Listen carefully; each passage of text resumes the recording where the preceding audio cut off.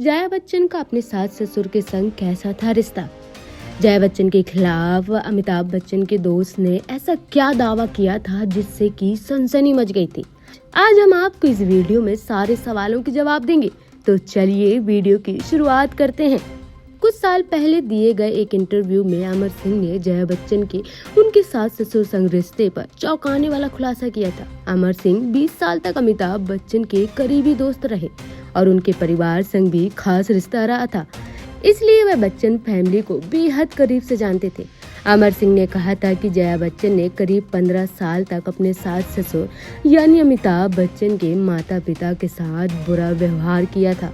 अमर सिंह ने कहा था कि जया पति अमिताभ बच्चन के सामने ही उनके पिता हरिवंश राय बच्चन और मां तेजी बच्चन का अपमान किया करते थे। अमिताभ कुछ नहीं कह पाते थे, इसी वजह से अमिताभ और जया बच्चन अलग अलग रहने लगे थे। जब इस दावे का आधार पूछा गया तो अमर सिंह ने कहा था कि ऐसा उन्होंने कभी नहीं कहा। वह जब अमिताभ से मिले थे तो वह प्रतीक्षा बंगले में रहते थे और जया जलसा में रहती थी। जया का हरिवंश राय और तेजी बच्चन के साथ बहुत बुरा व्यवहार था। अमर सिंह ने बताया था कि अमिताभ को ये बर्दाश्त नहीं हुआ और वह बांद्रा और फिर दिल्ली के गुलमोहर मार्ग के घर सोपान में रहने लगे। पर जब अमिताभ बच्चन के माता पिता बीमार हुए तो वह उन्हें लेकर प्रतीक्षा चले गए।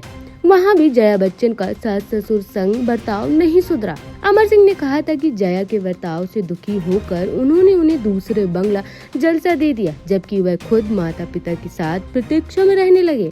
अमर सिंह ने बताया था कि उस वक्त अमिताभ और जया अलग घर में, बाद में अभिषेक बच्चन और श्रेया भी अलग घर में रहते थे। अमर सिंह पर आरोप लगा कि उनकी वजह से अमिताभ और जया का झगड़ा हुआ और वो अलग हो गए।